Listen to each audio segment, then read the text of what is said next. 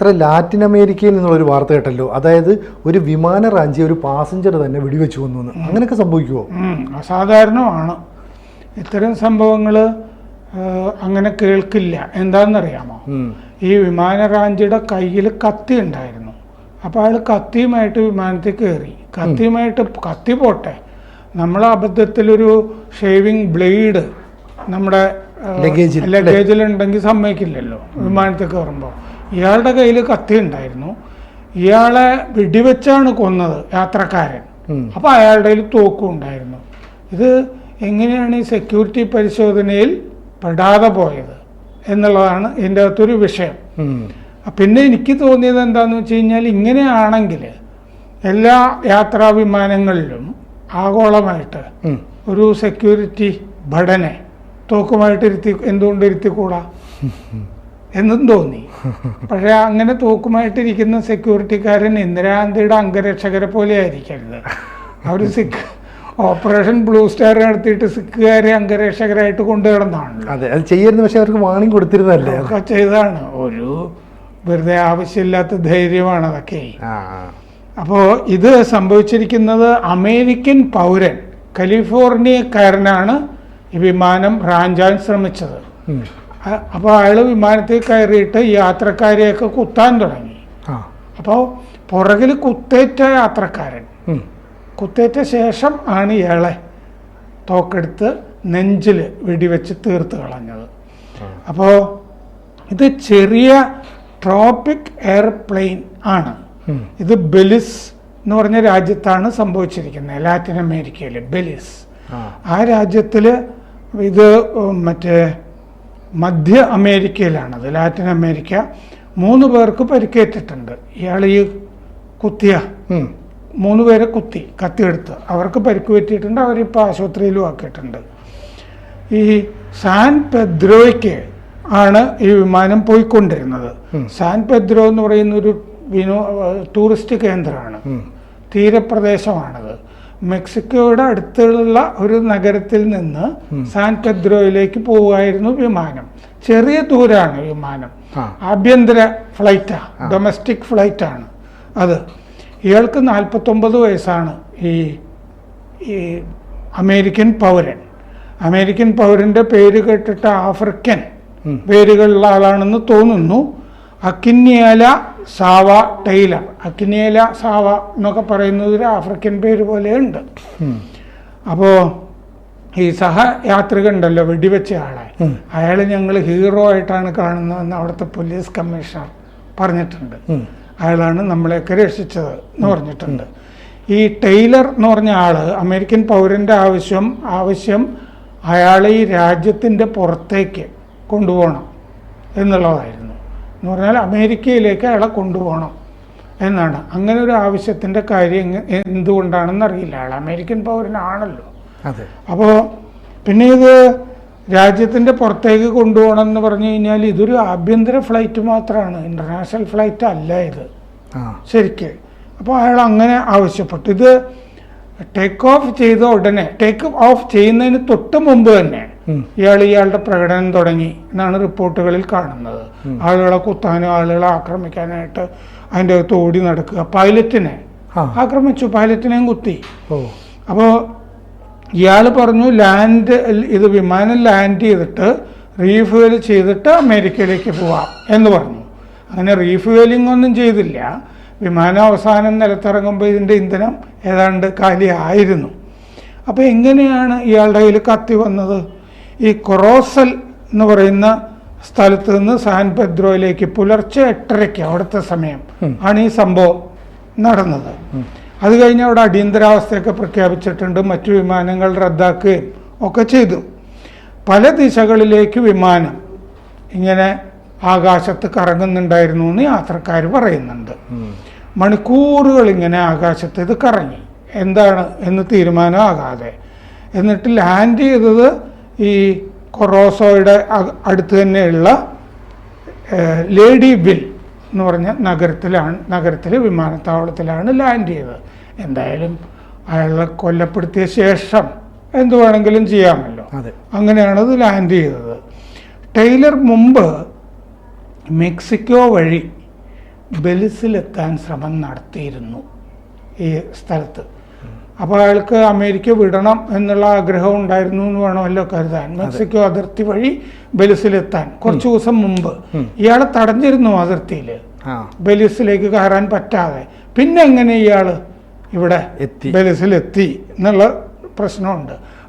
മെക്സിക്കോയും ബെലിസും കൂടിയുള്ള വടക്കൻ അതിർത്തി വഴിയാണ് ഇയാൾ കയറാൻ ശ്രമിച്ചിരുന്നത്. അപ്പോൾ പ്രവേശനം നിഷേധിച്ചു. പിന്നെ എങ്ങനെ രാജ്യത്തെത്തി? ഈ പൈലറ്റിനെയും 2 പാസഞ്ചേഴ്സിനെയുമാണ്, യാത്രക്കാരെയാണ് കുത്തിയിരിക്കുന്നത്. ഈ വെടിവെച്ച ആളുടെ തോക്കിന് ലൈസൻസ് ഉണ്ട് എന്ന് കണ്ടെത്തിയിട്ടുണ്ട്. ലൈസൻസ് ഉള്ള ആയിട്ടാണ് അയാൾ സഞ്ചരിച്ചിട്ടുള്ളത്. ബെലിസ് നഗരത്തിൻ്റെ പുറത്താണ് ഇത് ലാൻഡ് ചെയ്തിരിക്കുന്നത്. ഈ ടൈലർ റാഞ്ചി പട്ടാളത്തിൽ നേരത്തെ ജോലി ചെയ്തിരുന്ന ആളാണ് എന്ന് കണ്ടെത്തിയിട്ടുണ്ട്. അമേരിക്കയിൽ അത് കഴിഞ്ഞൊരു ടീച്ചറായിരുന്നു. മക്ലൂയർ ഹൈസ്കൂൾ, ഫ്ലോറിസ് ആൻഡ് മിസൂറിയിലെ ഫ്ലോറിസ് ആൻഡിലെ മക്ലൂയർ ഹൈസ്കൂളിൽ ജോലി ചെയ്തിരുന്നു. ഇപ്പോൾ അയാൾ അവിടെ ജോലിയിൽ ഇല്ല എന്ന് സ്കൂളുകാർ പറഞ്ഞിട്ടുണ്ട്. ഫുട്ബോൾ കോച്ചുമായിരുന്നു ഇയാൾ എന്ന് പറയുന്നു. അപ്പോൾ ചെറിയ വിമാനത്താവളങ്ങളിൽ ഈ ബെലിസിൽ അങ്ങനെ കാര്യമായ സെക്യൂരിറ്റി ഇല്ല എന്നാണ് പറയുന്നത്. ചെറിയ ചെറിയ ദൂരങ്ങളിലേക്ക് ടൂറിസ്റ്റുകളൊക്കെ പോകുന്ന അവർ അക്രമികളായിരിക്കും, ടെററിസ്റ്റുകളായിരിക്കും എന്ന് കരുതുന്നില്ല. പക്ഷെ ആ വാദം ശരിയല്ല, എല്ലാവരെയും പരിശോധിക്കണം. ഇപ്പം ഇതിൻ്റെ അകത്ത് ഈ റാഞ്ചി ഉൾപ്പെടെ 14 യാത്രക്കാരാണ് ഉണ്ടായിരുന്നത്. ചെറിയ വിമാനം, ചെറിയ യാത്രയും ആണ്. കൊറോസൽ മെക്സിക്കൻ അതിർത്തിയിലെ നഗരമാണ്. ഇയാൾ കൊറോസോയിൽ നിന്ന് സാൻ പെദ്രോയിലേക്കാണല്ലോ പോയത്. തീരത്തിനടുത്ത് തന്നെയാണ് സാൻ പെദ്രോ. ചെറിയ ദൂരമാണ് കൊറോസോയിൽ. ഇയാൾ എങ്ങനെ എത്തി അറിഞ്ഞുകൂടാ. അപ്പോൾ ഇയാളുടെ നെഞ്ചിലാണ് മറ്റേയാൾ യാത്രികൻ വെടിവെച്ചിരിക്കുന്നത്.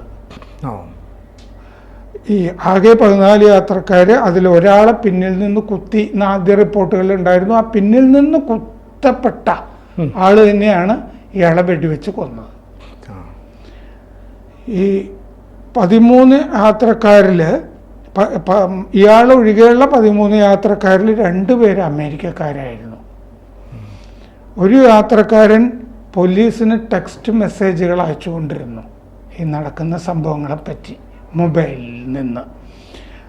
ഇറങ്ങുമ്പോൾ ഇന്ധനം തീർന്നിരുന്നു. സാൻ പെദ്രോ ടൂറിസ്റ്റ് കേന്ദ്രമാണ്. ഈ പിന്നിൽ കുത്തുകൊണ്ട ഇയാളെ വെടിവെച്ച യാത്രികന് ശ്വാസകോശത്തിൽ പരിക്ക് പറ്റിയിട്ടുണ്ട്. കുത്തി കയറിയിട്ടുണ്ട് ശ്വാസകോശത്തിൽ, പിന്നിൽ നിന്ന് കുത്തിയിട്ട്. അപ്പോൾ ഇതാണ് ഈ അസാധാരണമായ സംഭവം. അതായത് ആയുധങ്ങളുള്ള 2 പേര് ഒരു വിമാനത്തിൻ്റെ അകത്ത്. അങ്ങനെ ഉണ്ടായ ഒരു അസാധാരണ സംഭവം. റാഞ്ചിയ ആളെ അങ്ങനെ മറ്റേ ആളുടെ കയ്യിലും ആയുധം ഉള്ളത് കൊണ്ട് റാഞ്ചിയ ആളെ ശരിപ്പെടുത്താനും പറ്റി.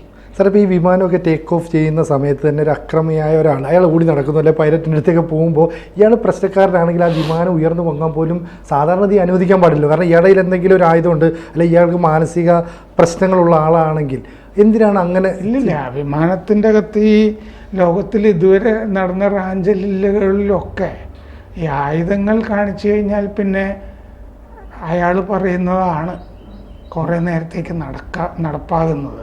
എത്രയോ റാഞ്ചലുകൾ നടന്നിട്ടില്ലേ? മൊസാദ് ഇടപെട്ട റാഞ്ചലുകളും ഒക്കെ ഇല്ലേ?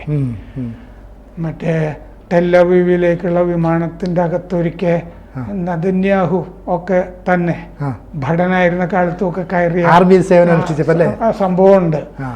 അപ്പോൾ അത് ലാൻഡ് ചെയ്ത ശേഷമാണ് ആ ഓപ്പറേഷൻ നടക്കുന്നത്.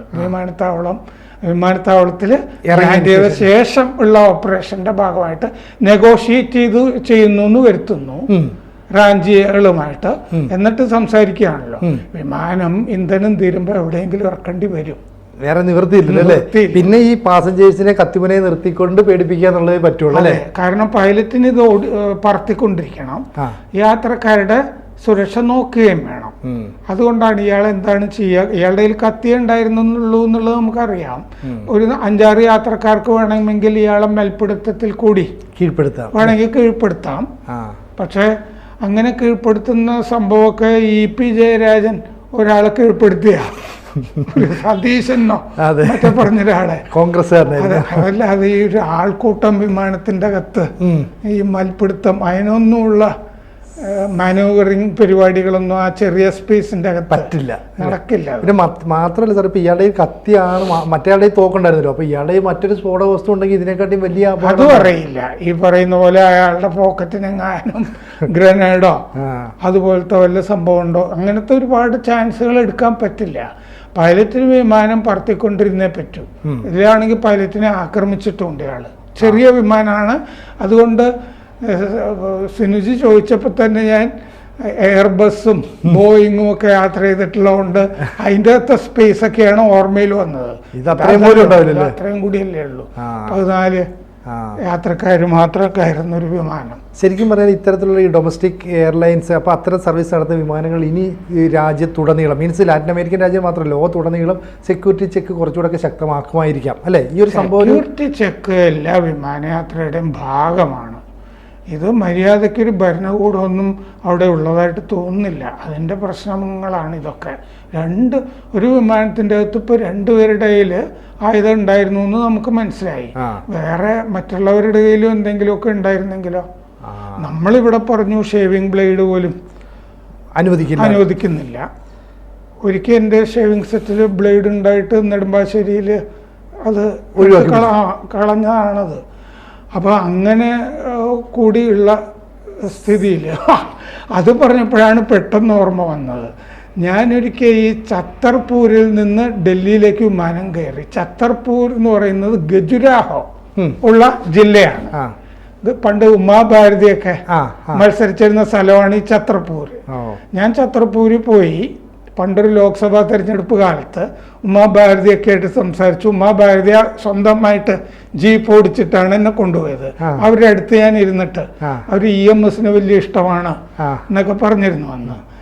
അത് കഴിഞ്ഞ് ഞാൻ ഛത്തർപൂരിൽ ട്രൈബൽ സാധനങ്ങൾ വിൽക്കുന്ന കടകളൊക്കെ ഉണ്ടല്ലോ, ഈ ട്രൈബൽ സംഗതികൾ, ഈ ഒരു ഗോത്ര ഏരിയ ഒക്കെയാണ് അവരുപയോഗിക്കുന്ന സാധനങ്ങളൊക്കെ വിൽക്കുന്ന എംബോറിയം ഒക്കെ ഉണ്ടായിരുന്നു. ഞാൻ അവിടെ നിന്നൊരു അമ്പും ബില്ലും മേടിച്ചു. പൈസ കൊടുത്തു. ഈ അമ്പും ബില്ലും കൊണ്ടുപോകല്ല, അമ്പും ബില്ലും ഛത്തർപൂരിൽ നിന്ന് ഡൽഹിക്കുള്ള വിമാനത്തിൽ പ്രശ്നം ഉണ്ടായില്ല. അത് കഴിഞ്ഞ് ഡൽഹിയിൽ നിന്ന് മറ്റേ കൊച്ചിയിലേക്കുള്ള, കൊച്ചിയിലെ പഴയ വിമാനത്താവളം ഉണ്ടല്ലോ, അതിലേക്ക് വരുമ്പോൾ ഇത് ഒരു സെക്യൂരിറ്റി പ്രശ്നം പോലെ വിമാനത്തിൻ്റെ അകത്ത് പ്രശ്നമായി. എന്നിട്ട് അവസാനം പറഞ്ഞു പൈലറ്റ് ഇത് കോക്പിറ്റിൽ സൂക്ഷിച്ചോളാം. കൊച്ചിയിലെത്തുമ്പോൾ ബാഗേജ് അകത്ത് വെച്ച് പരിശോധിച്ചപ്പോഴാണ് ഇത് കാണുന്നത്. വിമാനത്തിന്റെ അകത്ത് ചെന്നപ്പോൾ ഇത് വലിയ പ്രശ്നമായി. കോക്പിറ്റിൽ ഞാൻ ഈ അമ്പും ബില്ലും എറിഞ്ഞ പൈലറ്റിനെ ഞാനും എനിക്ക് അമ്പും ബില്ലും ഉപയോഗിക്കാനേ അറിഞ്ഞൂടാ. ഒരു കൗതുകത്തിൽ വീട്ടിൽ വെക്കാം, ഒരു യാത്രയുടെ സ്മാരകമായിട്ട് ഉദ്ദേശിച്ചാണ്. അത് കഴിഞ്ഞ് ഈ കൊച്ചിയിലെത്തിയപ്പോൾ ആ സംഭവം തിരിച്ചു വന്നു. അതൊരു ഗൗരവമുള്ള വിഷയം തന്നെയാണല്ലേ. നമ്മൾ വളരെ കൗതുകമൊക്കെയാണെന്ന് പറഞ്ഞെങ്കിലും ഈ വിമാനത്തിനുള്ളിൽ അത് സീരിയസ് ആയ വിഷയമാണ്. ഞാൻ പറയുന്ന ഇത്തരം ഇന്നസെന്റായ സംഗതി തന്നെ വലിയ വിഷയമാണ്. അപ്പോഴാണ് ഈ തോക്കും കത്തിയുമായിട്ട് 2 പേരൊരു വിമാനത്തിന്റെ അകത്ത്. ലാറ്റിൻ അമേരിക്കയിൽ ഇതിനപ്പുറവും നടക്കും. കൂടുതൽ വാർത്തകളും വിശേഷങ്ങളും നിങ്ങളിലേക്ക് എത്താൻ ABC മലയാളം സബ്സ്ക്രൈബ് ചെയ്യുക, ബെൽ ബട്ടണും അമർത്തുക.